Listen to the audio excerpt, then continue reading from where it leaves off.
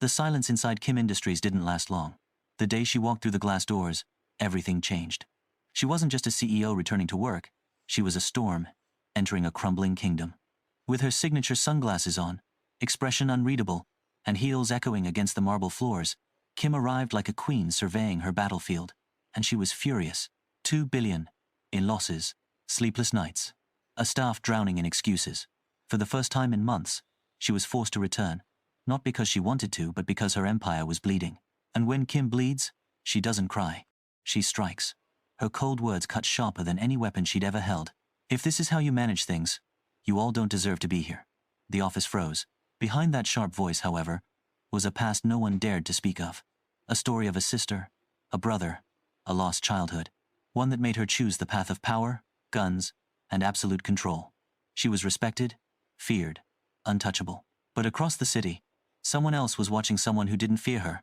Jungkook, the youngest CEO of Jeon Industries. Smart, composed, and dangerously charming. A man who had inherited more than just power. He inherited legacy, pressure, and a family name that meant everything in the business world. His father, RM, had built an empire from scratch, and now, Jungkook had to protect it. When news of the possible Kim-Jeon partnership reached him, he didn't hesitate. He saw an opportunity not just to grow his company, but to test himself against the one person no one dared to challenge, Kim. A meeting was arranged. Exclusive, private, no cameras, just power behind closed doors. They met. She entered expecting arrogance. He offered calm. She threw sarcasm. He returned charm. What began as tension turned into something else. Curiosity, perhaps. Recognition. 2 rulers. 2 lonely hearts buried beneath empires. But as they tried to understand each other, a betrayal was brewing. Inside Kim's own boardroom, a trusted member sold secrets to a rival mafia syndicate, one hungry to see her fall. The strike came fast. Explosives at the port. Armed men. Chaos in the dark. But Kim wasn't alone this time. Jungkook stood beside her. Not for business, but for her. J-Hope, her loyal right hand, was shot while protecting her. Tae, her so-called lazy brother, showed up in full force, gun in hand, fury in his heart. He wasn't just her annoying little brother anymore. He was her soldier. The docks lit up with fire and smoke.